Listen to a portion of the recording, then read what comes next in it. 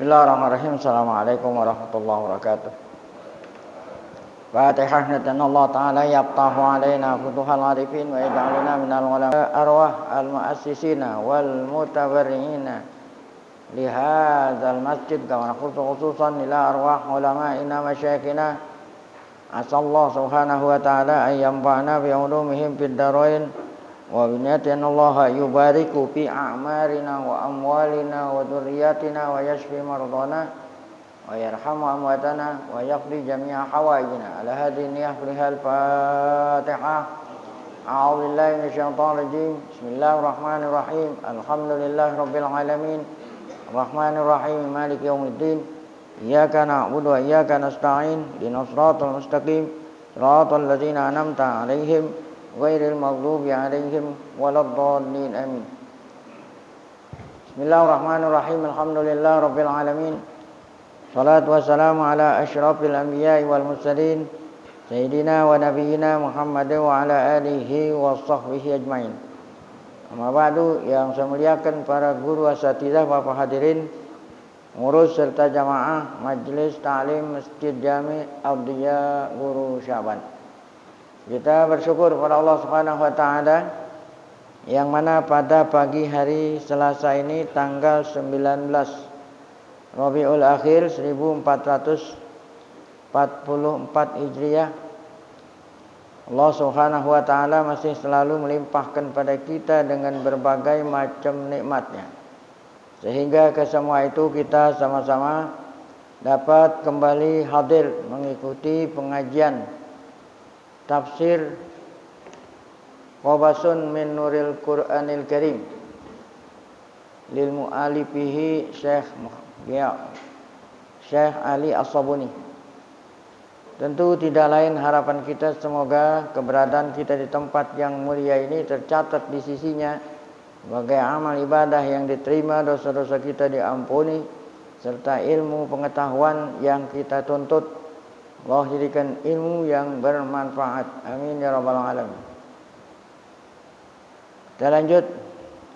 Walal mu'allim wa ta'ala di halaman 84. Naqdul Yahudi lil Uhud. Naqdul Yahudi lil Uhud. Naqdul Yahud Al-Yahud artinya orang-orang Yahudi. Naqdul Yahud, naqdun lil Uhud, mengingkari janji. Maksudnya tidak melaksanakan sumpah dan janji, tidak dilaksanakan. Ini adalah karakter orang-orang Yahudi dari dulu. Selalu kalau berjanji baik sama Allah atau berjanji kepada sesama manusia, dia selalu mengingkari tidak melaksanakan janji. Dari dulu, jadi nggak aneh kalau sekarang ada resolusi yang dikeluarkan oleh PBB gitu, resolusi perdamaian, selalu dilanggar, gitu, dari dulu. Nenek moyangnya pun begitu nih, Naqdul Yahud lil Uhud. Ini yang bercerita adalah firman Allah.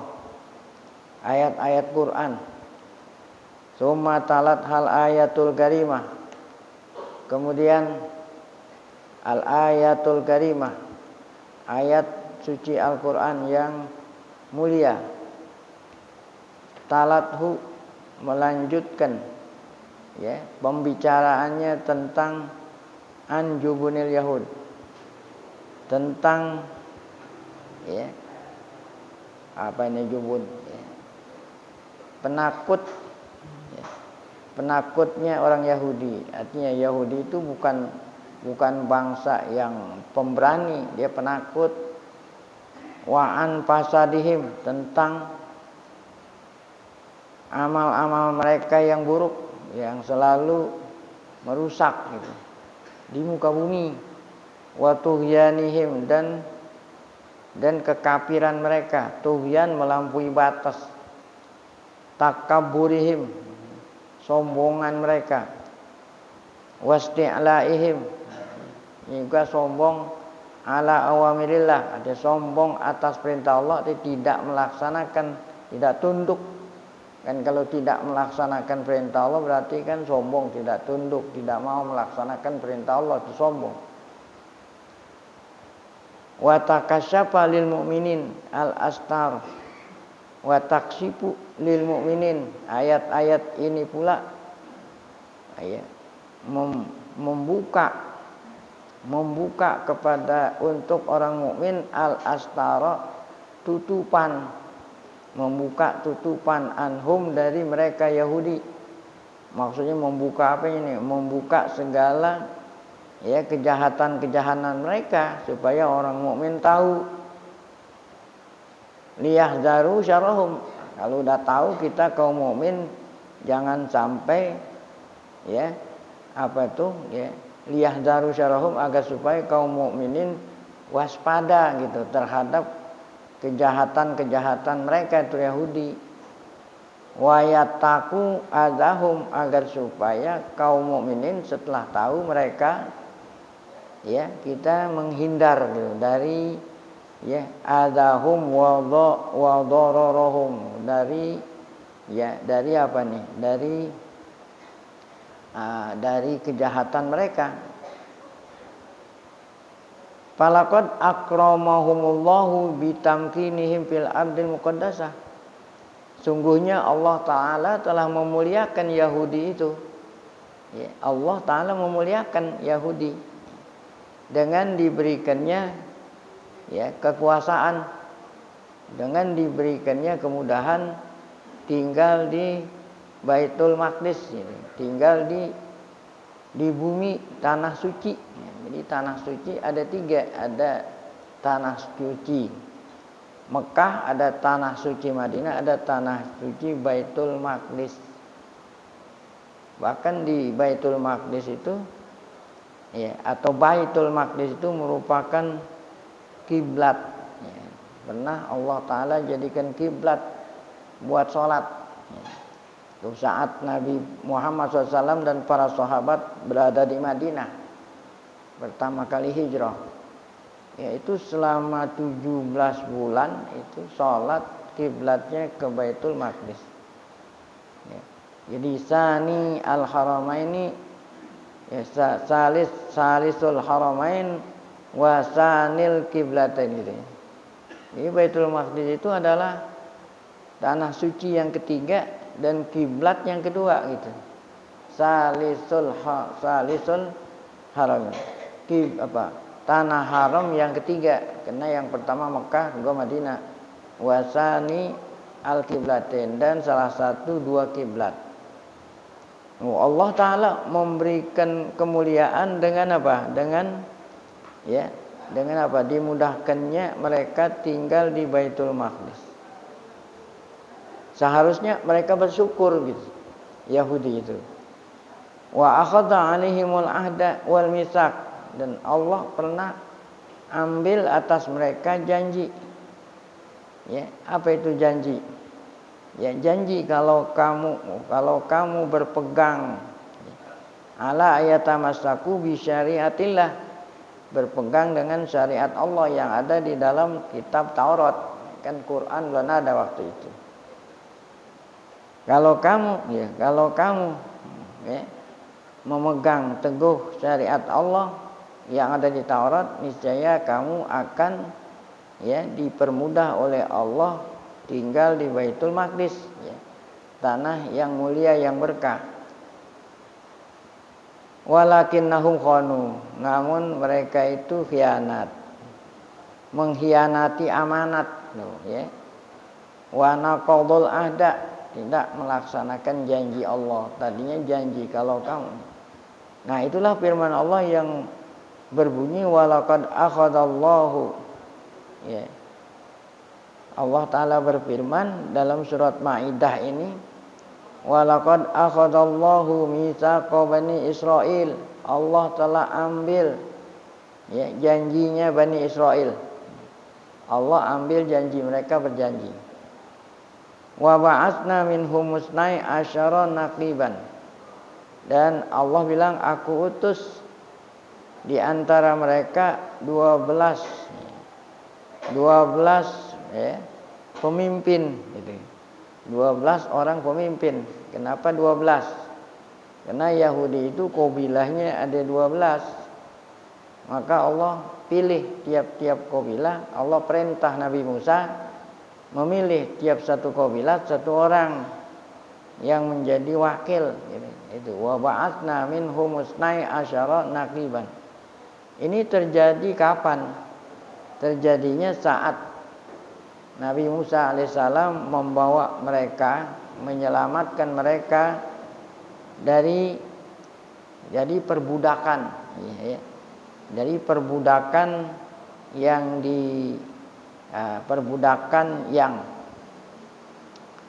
yang dijadikan oleh Firaun di negeri Mesir. Ini Yahudi, bangsa Yahudi di negeri Mesir dijadikan hamba sahaya oleh Firaun.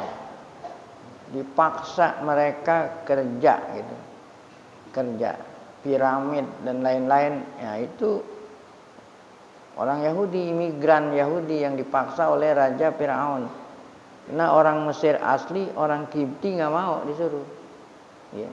Nah, keberadaan Yahudi di negeri Mesir dijadikan, ya, dijadikan oleh Firaun, dimanfaatkan buat kerja. Kalau nggak mau dipecut. Nah ini keberadaan bangsa Yahudi di negeri Mesir kembalinya pada waktu zaman Nabi Yusuf alaihissalam. Ya, jadi Nabi Yusuf, ya, singkat cerita pernah menjadi menteri, gitu. Menjadi menteri pangan, bulog. Ya.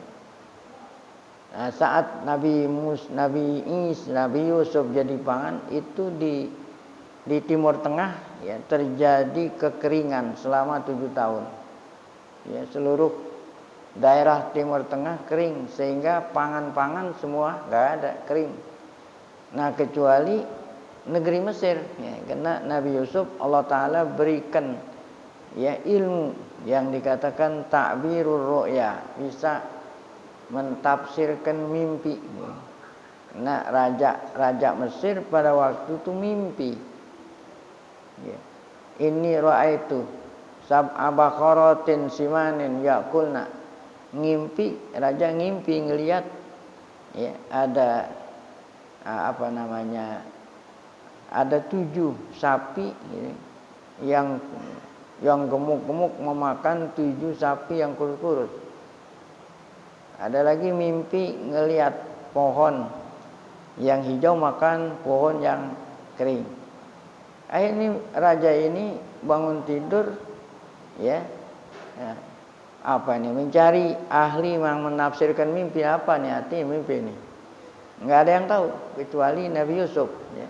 Saat itu Nabi Yusuf ada di penjara itu, ya, menghindar dari Zulaikha dan wanita-wanita. Waktu itu Nabi Yusuf mohon sama Allah supaya Allah, ya, supaya Allah Ta'ala masukkan ke dalam penjara. Sebab itu beliau masuk penjara. Saat itulah Nabi Yusuf dipanggil oleh raja untuk menafsirkan. Kenapa Nabi Yusuf? Karena salah satu teman Nabi Yusuf yang satu kamar di penjara pun pernah mimpi ditafsirin oleh Nabi Yusuf. Ya. Jadi Nabi Yusuf satu kamar itu bertiga. Ya, yang 2 ini mimpi. Tafsirnya itu ditafsirin oleh mimpinya ditafsirin oleh Nabi Yusuf, benar terjadi. Nah, dari situlah setelah mereka keluar, Nabi Yusuf masih tetap di penjara, ngomong sama raja, kawan saya satu kamar itu bisa menafsirin mimpi. Apa itu tafsirnya tadi? Yaitu akan terjadi kering selama 7 tahun. Nah, waktu itu belum. Nah, maka agar supaya negeri Mesir jangan sampai merasakan dampak kekeringan, maka hasil bumi enggak boleh dihabisin, ya. Harus disimpan apa itu kalau padi namanya dia apa? Lumbung, bukan di gudang. Ya, untuk nanti 7 tahun akan datang akan terjadi kekeringan. Oleh karena itu seluruh wilayah Timur Tengah saat krisis kekeringan semua kecuali Mesir.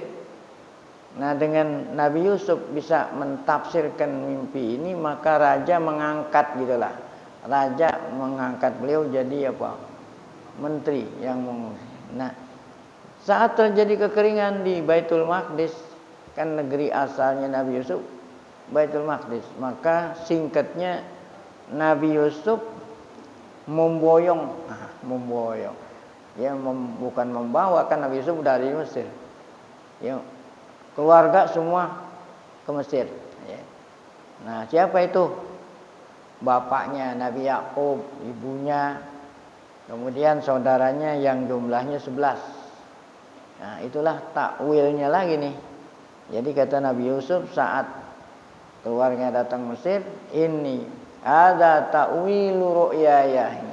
Inilah tafsir mimpiku yang dulu pada waktu aku kecil aku pernah mimpi melihat, ya. Melihat apa? Ra'aitu ahada asyara kaukaban wasyamsa wal qamara ra'aituhum li sajidin. Aku melihat 11 bintang dan matahari berikut bulan, ya, hormat sama saya. Itu saat ibu, bapak dan 11 saudaranya datang ke negeri Mesir, hormat karena waktu itu Yusuf jadi menteri. Jadi mereka itu ya pindah ke negeri Mesir. Berikut 70. Ya, jadi bukan hanya bapak, ibu dan 11 saudara, keluarga Nabi Yusuf semua jumlahnya 70 saat itu. Nah, pada waktu zaman Nabi Musa, Bani Israel berkembang biak dengan pesat gitu. Yang tadinya jumlahnya 70, pada waktu zaman Nabi Musa Firaun menjadi 600.000. Ya, itu lamanya 400 tahun. Dari zaman Nabi Yusuf ke Nabi Musa 400 tahun waktu zaman Firaun. 600.000 itu yang dihitung yang dewasa sampai umur 60 tahun. Ya, belum dihitung anak kecil yang belum dewasa, sama orang yang umurnya lebih 60 itu nggak dihitung. Yang dihitung dari 60 sampai dewasa 600.000. Nah, keberadaan mereka 600.000 nih laki-laki yang kuat-kuat, nah itu diambil kesempatan oleh Firaun jadikan hamba. Nah, ketika Nabi Musa alaihissalam diutus oleh Allah menjadi nabi dan rasul, maka tugas Nabi Musa pokoknya itu 2. Yang pertama ngajak bapak angkatnya Firaun, karena Musa itu kan bapak angkatnya Firaun, masuk Islam. Kalau bapak angkatnya Firaun masuk Islam, nanti semua rakyatnya ikut masuk Islam. Yang kedua tugas Nabi Musa ini nih, ya, bawa pulang Bani Israel ke negeri asal, yaitu Baitul Maqdis, ya, karena mereka di sana dijadikan hamba oleh Firaun. Ya, ini jumlahnya 600.000 itu tadi. Oleh karena itu Firaun mendengar berita kalau Nabi Musa, ya, pertama Firaun diajak beriman nggak mau. Nah, gitu. Yang kedua, ya tugas kedua yaitu bawa pulang. Mendengar Nabi Musa mau bawa pulang Yahudi, berusaha Firaun menggagalkan gitu. Sebab keberadaan mereka di Mesir menguntungkan Firaun. Kalau nggak ada Bani Israel di negeri Mesir nggak ada yang mau kerja, ya gitu. Ya, gitu. Nggak, kalau nggak ada orang Kipti nggak mau kerja. Nah, kita aja nih kalau hari raya Idul Fitri, siapa yang pulang kampung itu? Pembantu rumah tangga pada pulang kampung, repot orang Jakarta. Apaan? Sampah numpuk di jalanan, gitu lah kira. Oleh karena itu Firaun berusaha menggagalkan asal bisa jangan sampai ya bangsa Yahudi pulang. dikejar Fir'aun dengan bala tentaranya, ya, supaya Musa ini enggak pulang. Nah, di depan apa tuh? Ada laut, di belakang ada Fir'aun. Allah perintah Nabi Musa mukul akan laut dengan tongkat. Maka terbelahlah laut sehingga Nabi Musa dengan Yahudi yang banyaknya tadi mungkin ada 1 juta itu. Tadi kan yang kita hitung 600.000, yang dewasa 90. Nyebrang laut, naik ke atas. Kemudian Fir'aun baru sampai di pinggir laut. Ini di dalam benak Fir'aun udah ada kekhawatiran gitu. Bisa-bisa kalau nanti saya nyusul Fir'aun Musa di tengah laut, nanti laut itu akan menyatu kembali, begitu ada dalam benak pikiran. Sehingga Fir'aun ragu-ragu. Yang lain juga kalau Fir'aun enggak masuk ke laut, yang lain enggak. Kan rajanya dia. Allah Ta'ala ngutus malaikat Jibril naik kuda. Nah, kudanya Fir'aun betina. Nah, Jibril ini naik kuda, kudanya jantan. Kelihatannya seperti orang, padahal Jibril, ya, kudanya jantan. Kudanya betina gitu. Fir'aun kudanya apa? Jantan. Fir'aun kudanya jantan. Jibril di depan kudanya betina. Ya biasanya kalau jantan melihat betina apa? Ya mengejar, tertarik. Kalau nggak tertarik ya nggak normal namanya. Gitu. Kayak orang juga jadinya. Kan kalau orang ngelihat perempuan tertarik. Ngelihat ada kuda betina, maka kudanya Fir'aun ngikutin belakang. Fir'aun maju masuk ke laut ya, semua masuk. Waktu itu belum jadi satu. Persis apa yang dikhawatirkan Fir'aun terjadi di tengah-tengah laut, maka Allah perintah laut menyatu kembali. Sehingga Fir'aun berikut bala tentaranya tenggelam di laut. Ini belum sampai ke ayat ini. Kan kita mau sampai ayat nih. Selamat. Nah, kemudian Nabi Musa mau ngajak Bani Israel pulang kampung ke Baitul Maqdis. Jadi banyak sekali peristiwa yang terjadi sebelum sampai ke Baitul Maqdis. Di antaranya ya, mereka itu dibuat keder oleh Allah di Gurun Tih namanya. Selama 40 tahun. Lantaran apa? Lantaran ini. Janji sama Allah, langgar janji. Janji sama Allah, langgar. Akhirnya Allah hukum. Keder, tahu keder. Ya. Nggak ketemu jalan. Ya. Pagi-pagi jalan, sore di situ-situ juga. Selama pun. Di mana? Di Tih.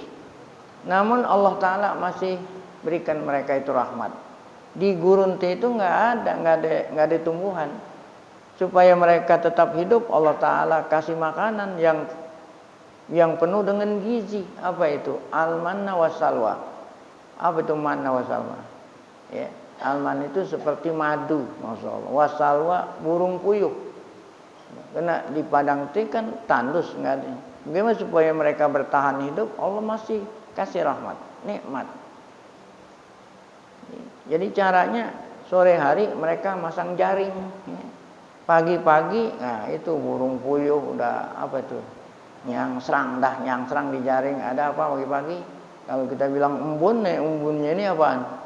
Madu, kan enak. Namun Bani Israel minta apaan? Bawang sama cabai yang diminta. Kata Allah, kalau mau jawang sama cabai nggak di sini, sono. Pergi lagi mesti sono. Itulah. Singkat cerita, mereka dihukum 40 tahun. Nah, kemudian Nabi Musa alaihissalam mau melanjutkan tugas. Tahu tugasnya itu nganterin mereka ke Baitul Maqdis gitu. Ini kan belum sampai. Nah, kemudian pada saat ya Nabi Musa mau masuk ke Baitul Maqdis, pada waktu itu Baitul Maqdis sedang dijajah dijajah oleh bangsa Jababiroh namanya, yang orangnya pastur tubuh, postur. Nah, nih wartawan tahu, postur tubuhnya gede-gede gitu. Ini yang namanya mau mengusir penjajah kan harus tahu strategis. Jadi nggak langsung kita nyerang aja. Nah ini tadi Nabi Musa diperintah oleh Allah milih 12.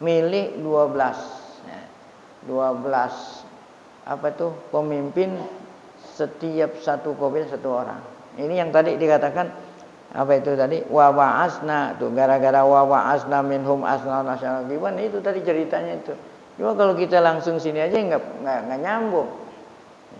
Allah perintah Nabi Musa milih 12 pemimpin yang berasal dari 12 kabilah Bani. Kenapa? Israel itu ada 12. Sehingga saat Nabi Musa mukul batu pun keluar air, terpancar 12 mata air, karena Yahudi ada 12 kabilah.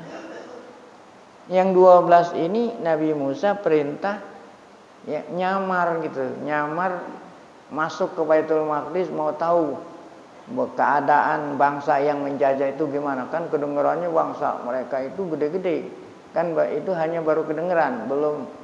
Oleh karena itu yang 12 ini diperintah oleh Nabi Musa masuk nyamar, supaya mereka bangsa penjajah itu nggak tahu kalau itu adalah mata-matanya Nabi Musa, mau tahu keadaan mereka di dalam gimana supaya nanti kita serang punya. Nah ini yang tadi dikatakan ambil janji sebelum mereka masuk ke Baitul Maqdis, menyamar ngambil janji. Apa janjinya nih? Kalau nanti kamu udah ngelihat postur tubuh mereka yang dikatakan besar-besar, dan kamu udah pulang kemari, jangan sampai ada yang cerita. Kepada siapa itu? Ini kan pemimpin, jangan sampai cerita kepada anak buahnya. Sebab kalau cerita, nanti anak buahnya nggak berani gitu. Takut, itu maksudnya. Apa itu janjinya tadi? Jangan sampai ada yang. Jadi apa yang kau lihat di sana ceritainnya sama Nabi Musa, sama Harun aja. Jangan sampai cerita kepada siapa? Nah itulah janjinya. Nih tadi. Mereka masuk ke Baitul Maqdis. Akhirnya mereka itu masuk ke sana, ketahuan itu sama bangsa Jababiro. Dilihat yang 12 ini melihat benar-benar bangsa Jababiro itu seperti beritanya besar-besar, postur tubuhnya gede-gede ya. Kalau kita bilang kalau gede itu apaan? Raksasa nanti. Tahu raksasa? Kalau kita nonton film raksasa, mobil aja ada di tangannya. Mobil yang ente jadiin kendaraan bisa ada di tangan itu.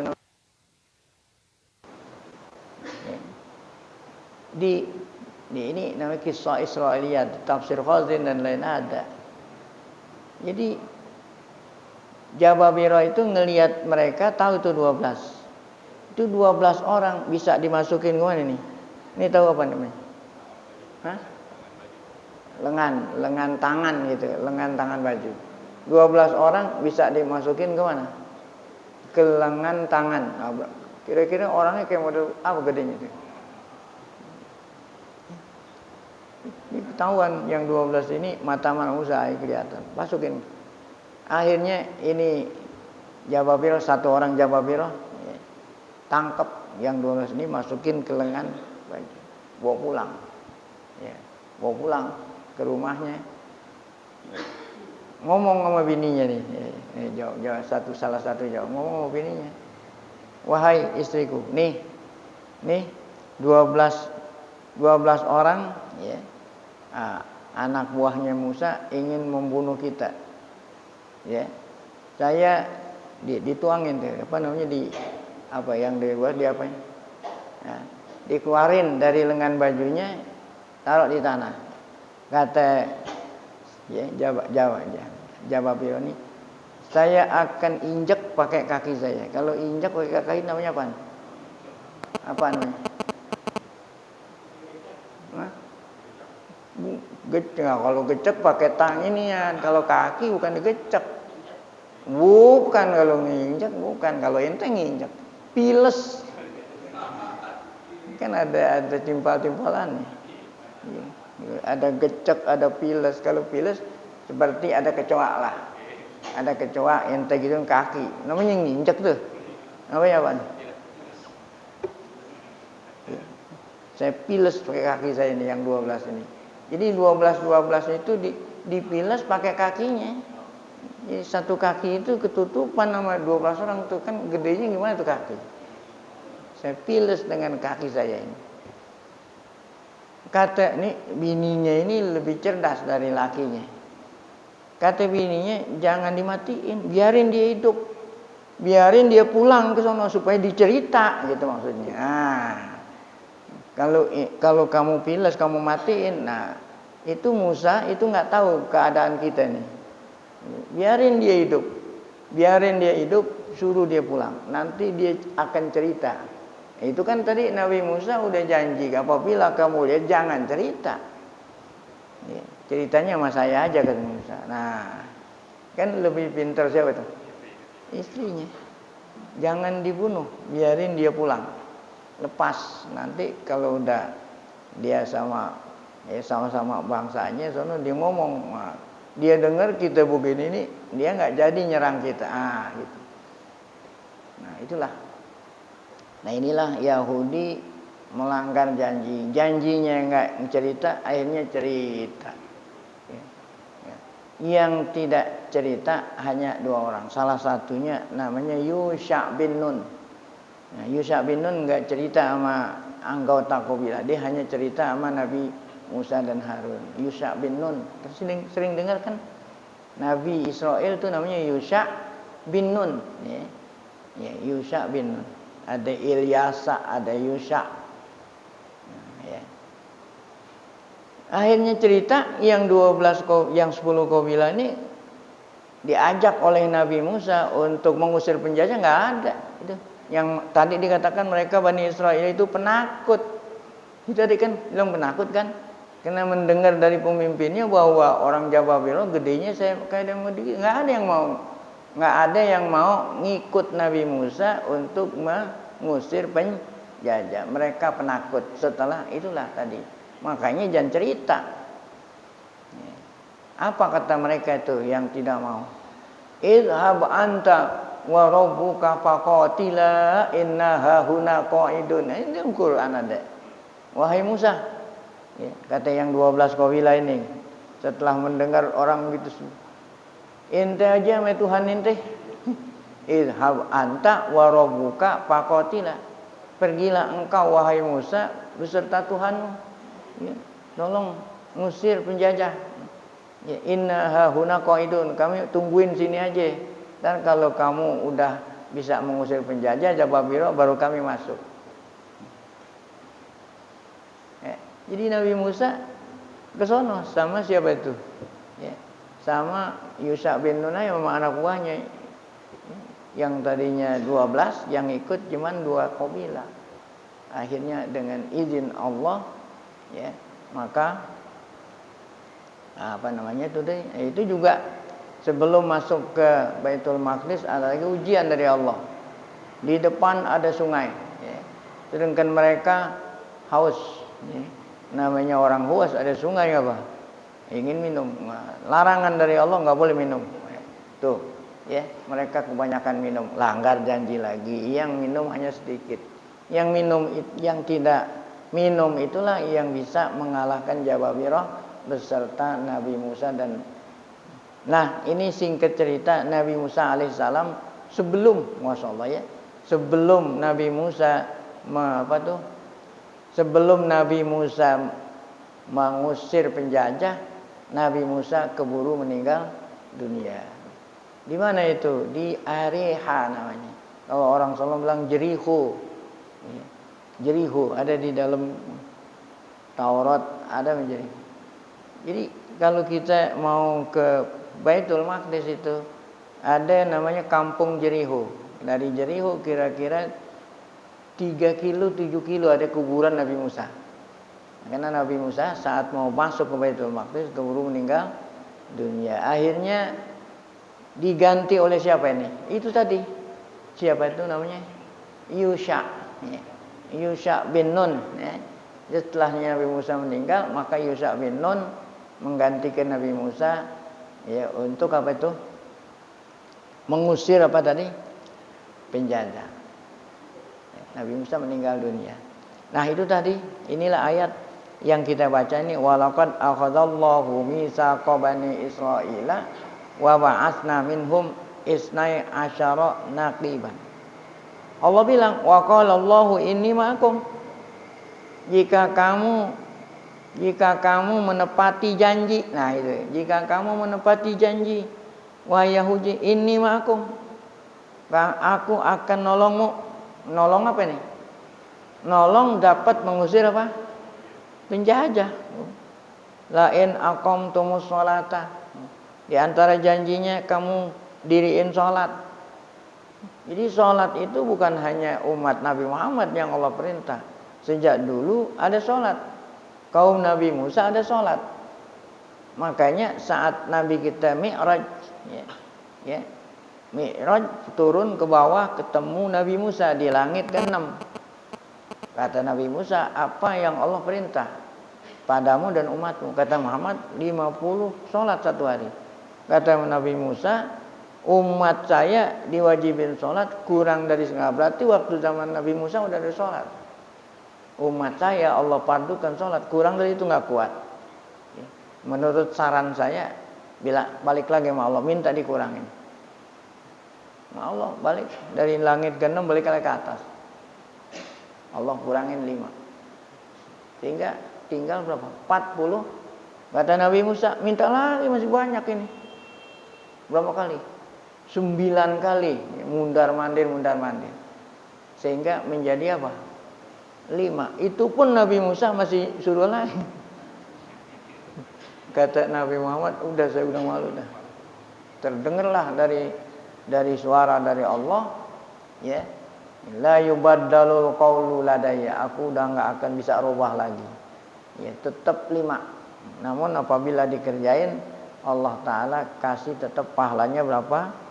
Ya, jadi sholat tuh dari zaman Nabi Musa udah ada. Jadi kata Allah, kalau kamu mendirikan sholat, ataitumuz zakata wa amantum birusuli. Iman kepada semua. Nah, Yahudi kan imannya sama Musa doang. Sama Musa, sama Harun, sama Daud, sama Sulaiman. Yang lain mereka musuhin. Termasuk Nabi Isa, Nabi Zakaria, Nabi Yahya. Yang bunuh siapa itu? Yahudi. Ya. Itu Nabi Zakaria, Nabi Yahya dibunuh sama Yahudi. Terakhir Nabi Isa, mereka merencanakan pembunuhan. Itulah kerjaannya Yahudi. Jadi kata Allah, iman kepada semua rasul-rasulku. Wa azzartumuhum, harus kamu menyokong dakwah para rasul, menghormat rasul, jangan membunuh rasul. Wa aqradtumullaha qardan hasana, jika kamu minjemin Allah, apa itu minjemin Allah? Jika kamu nolong kepada saudaramu yang butuh pertolongan, itu sama dengan minjemin Allah. Nah, niscaya tuh apabila semua perintah-perintahku ini kamu laksanakan, Allah bilang, la ukaffiranna ankum sayyi'atikum. Dosa-dosamu aku ampuni. Wala udkhilannakum. Wah, Allah sampai sumpah-sumpah. Ya. Padahal Allah walaupun dia enggak sumpah juga enggak pernah ingkar janji. Allah sampai sumpah-sumpah, ini kan sumpah, la ukaffiranna. Jadi takdirnya bukannya demi Allah, kan dia sendiri Allah. Demi zatku aku akan ampuni dosamu. Demi zatku aku akan masukkan kamu ke surga. Yang mana surga. Masyaallah. Jadi surga itu bukan atu. Jannat, masyaallah. Tajri min tahtihal anhar. Yang mengalir di bawah istana surga, mengalir Bukan mengalir sungai-sungai, emang sungai mengalir. Ya. Air bukan juga, apaan jadinya? Isi sungai, kayak gitu. Isi sungai. Mengalir sungai salah, karena sungai nggak pernah mengalir. Air juga salah, karena di dalam surga sungai itu isinya bukan air, apaan? 4. Ada air, ada susu, ada madu, ada apa? Nah, makanya anhar. Jadi yang mengalir itu isi sungai. Ya. Kenapa di sini dibilang sungai? Itu namanya min itlaqil mahal wa iradatil hal, ya. Yang diucapkan tempat, tapi yang dimaksud yang menempati. Ya. Kan sungai itu tempat, yang menempati sungai apa? Yang 4 itu tadi, ada madu, ada susu, ada khamr, ada air biasa. Mengalir, Masya Allah. Ya. Jadi Allah Ta'ala ya tahu apa yang ente mau gitu ya.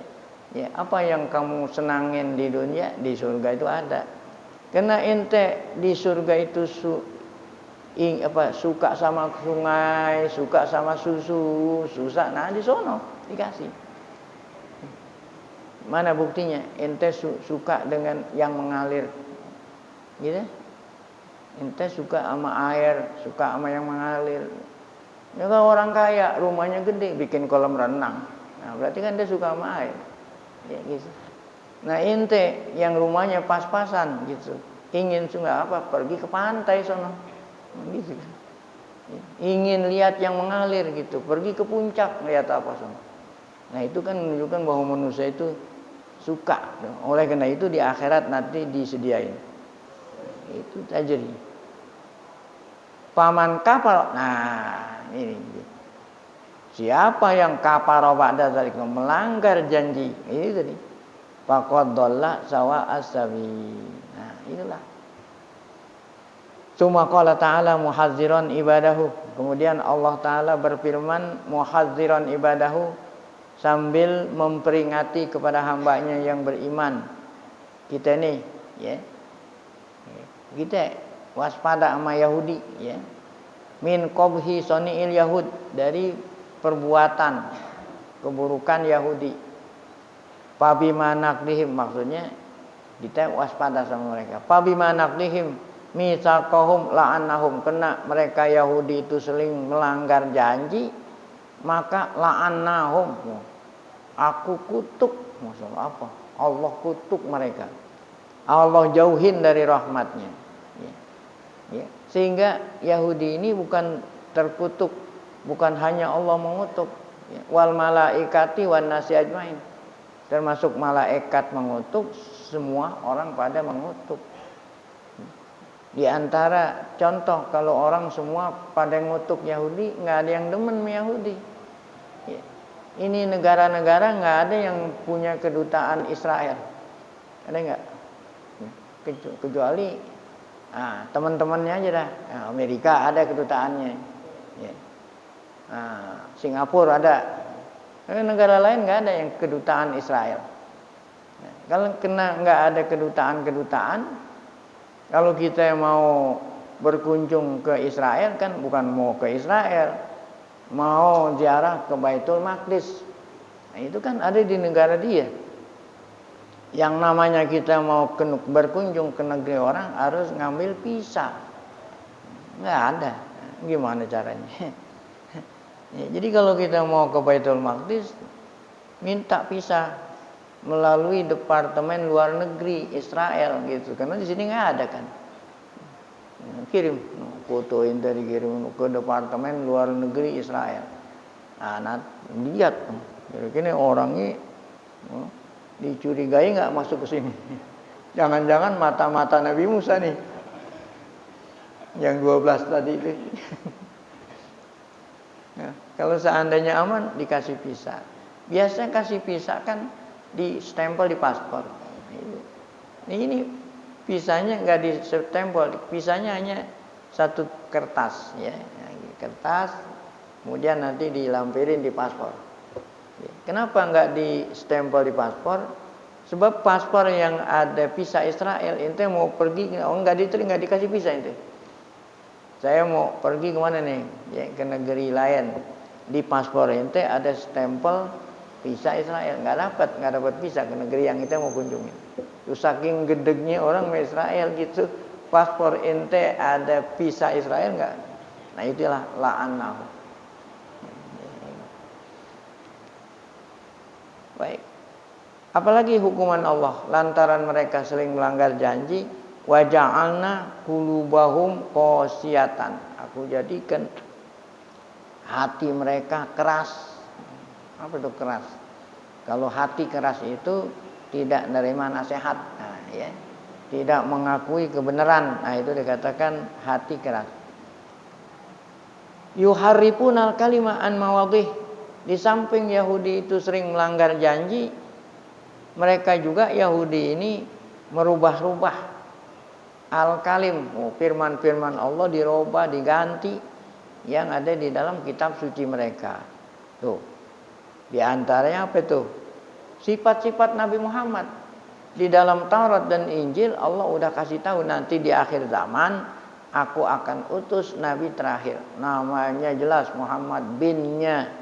Ya, itu ya, ini rubah-rubah supaya Yahudi anak-anak cucu mereka nanti pada waktu Nabi Muhammad nggak ketemu cari Nabi Muhammad supaya mereka nggak beriman. Nah, dirubah. Itulah perbuatan Yahudi. Nasuhawwan mimma dzukiru bih. Mereka lupa akan peringatan-peringatan. La tazalu tattali'u ala kha'inatin minhum illa qalilan minhum. Mereka terus Yahudi itu berkhianat. Illa qalilan, nah kecuali sedikit ada di antara mereka yang masuk Islam. Seperti Ka'bul Ahbar, seperti Abdullah bin Salam masuk Islam. Fa'fu anhum wasfah, ya. Nah, yang mereka yang masuk Islam, fa'fu anhum wasfah. Innallaha yuhibbul muhsinin. Nah, itulah tadi singkat cerita ya, naqdul Yahud ya. Ini naqdul Yahud bukan lil ahdi uhud. Jamak itu. Jadi ya, bukan hanya satu yang dilanggar ya. Janji-janji, sumpah-sumpah dilanggar semua oleh bangsa Yahudi. Baik. Khianatun nasara lil ahdi ya. Baik. Nah, kalau Yahudi melanggar janji demikian juga Nasara. Kama hakati suratul karimah aidan an ahwalin Nasara. Demikian juga surat Maidah ini bercerita tentang orang-orang Nasara yang melanggar janji. Falam yakunu ahsanu halan. Yahudi tidaklah lebih baik